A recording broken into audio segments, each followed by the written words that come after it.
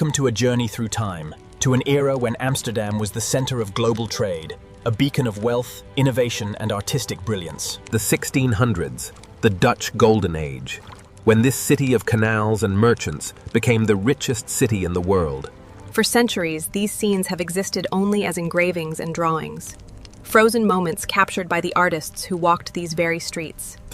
But today, thanks to advanced artificial intelligence, we can breathe life back into these historical images, transforming them into vivid, realistic scenes that transport us directly into the past. Let's step into the 17th century and discover the city that changed the world. Our story begins on the peaceful banks of the Amstel River at Ouderkerk, just south of Amsterdam. This pastoral scene from 1622 shows the lifeblood of the city, the river that gave Amsterdam its name. Families gather by the water's edge, while fishermen tend their nets, and boats glide across the calm surface. Centuries earlier, a dam was built here on the Amstel, giving birth to the city itself. The Amstel was Amsterdam's highway to the world. Goods flowed down this river through inland regions, heading to the city's ports, and then across the globe. The church tower in the distance is Ouderkerk, where many wealthy Amsterdam merchants chose to be buried. This tranquil scene would soon transform, as Amsterdam exploded in size and wealth. This tranquil scene would soon transform, as Amsterdam exploded in size and wealth. The peaceful riverbanks giving way to fortifications, warehouses, and relentless urban expansion. We move now to the city's edge, to the imposing fortifications at the Haarlemmer Poort, the Haarlem Gate. These massive earthen ramparts and star-shaped bastions were Amsterdam's shield against the world. The Dutch were locked in the 80 Years' War with Spain, fighting for independence from 1568 to 1648. Amsterdam became a prime target, and these walls were essential for survival. Notice the windmills dotting the ramparts. These weren't grinding grain, they were pumping water. Amsterdam sits below sea level, and keeping the city dry was a constant battle. God created the world, but the Dutch created the Netherlands. By the 1600s, Amsterdam was expanding so rapidly that these walls had to be rebuilt multiple times. The city grew in concentric rings of canals, the Herengracht, Keizersgracht, and Prinsengracht. The famous canal belt that still defines Amsterdam today.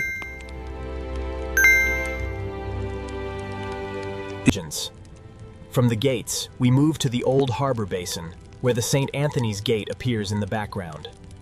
This harbor, these weren't the great ocean-going ships bound for the East Indies.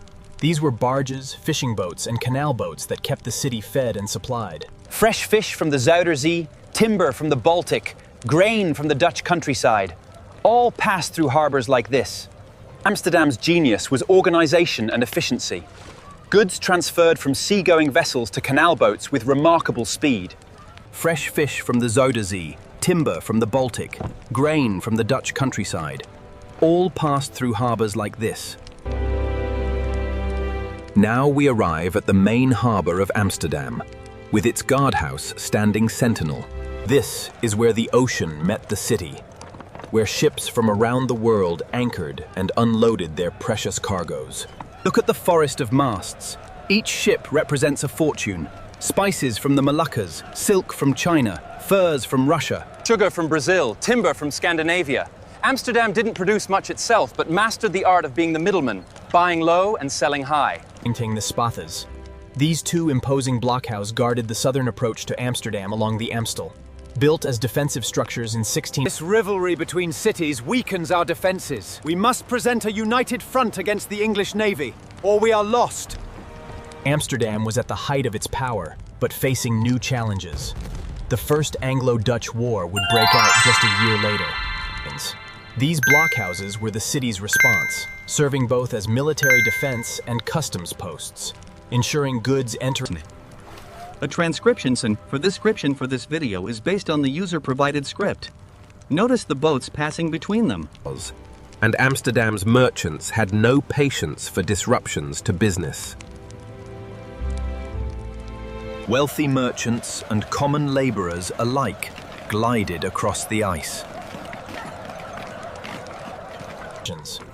The winter freeze was both blessing and curse. Trade slowed, costing revenue, but it made overland travel. Winter festivals on the ice became legendary. Amsterdam wasn't just about commerce. It was a living city where people found joy and community. Look out! Coming through with the goods!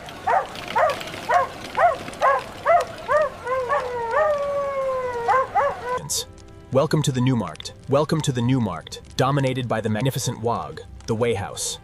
Originally, this castle-like building. This is where commerce became official. Every significant transaction involving weighted goods.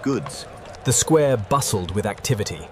Market stalls filled the space, selling everything from fresh fish to exotic imports. That will be 3 stivers for the carrots. 3 stivers. Here you are, good sir. The canal carried boats loaded with goods. By the mid-1600s, Amsterdam had developed a sophisticated commercial infrastructure. Merchant courts, a bank facilitating international transactions, and institutions like the Waag ensuring standardization. This combination of free market capitalism and intelligent regulation gave Amsterdam its competitive advantage.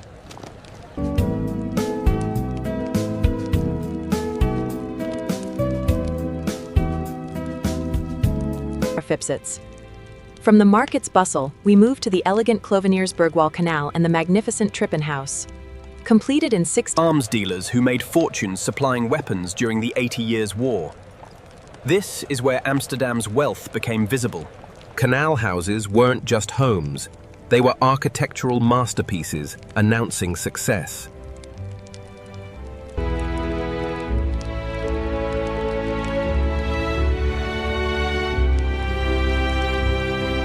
Dreamland. As you can see on the globe, the route around the Cape remains the most viable for the spice trade. Viable, perhaps, but the risks in the Skolku Sea. These canals represented deliberate urban planning.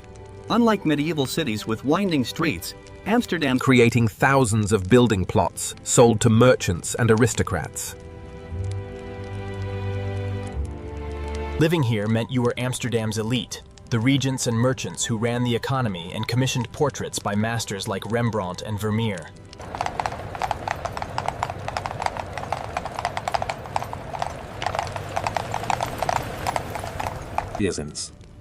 Here stands the Amsterdam Exchange, designed by Hendrik de Keyser and completed in 1611.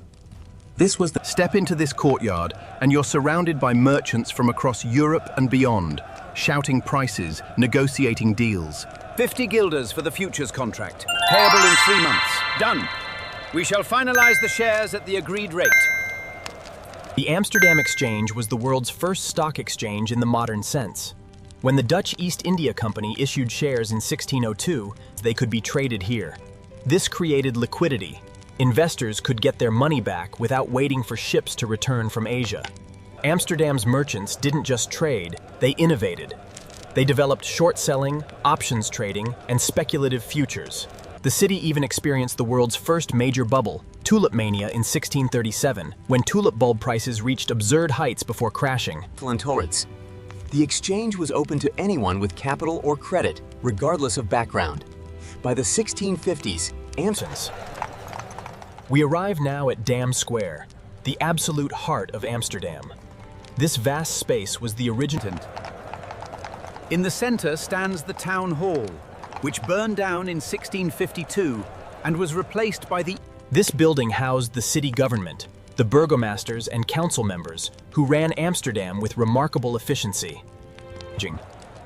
Amsterdam was a republic within a republic. The Dutch Republic had no king, just a loose confederation of provinces. The saying went, "Amsterdam merchants wear no crowns, but hold the purse strings of kings."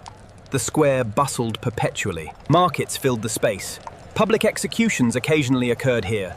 Festivals, celebrations, and announcements all happened on Dam Square.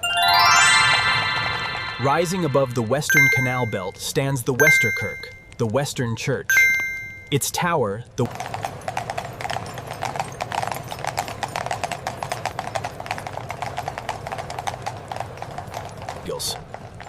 In a city where commercial buildings often took precedence, this church announced that Amsterdam valued spiritual life in sorts.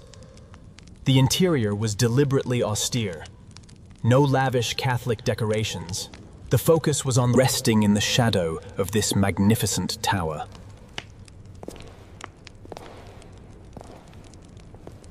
And there you have it, a brief tour of Amsterdam in the 1600s. A city that rose from water to become the wonder of the world.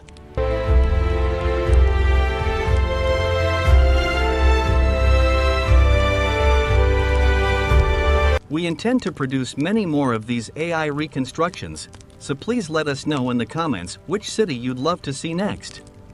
And it may be featured in the next video. Thanks for watching, and as always, we'll see you in the past.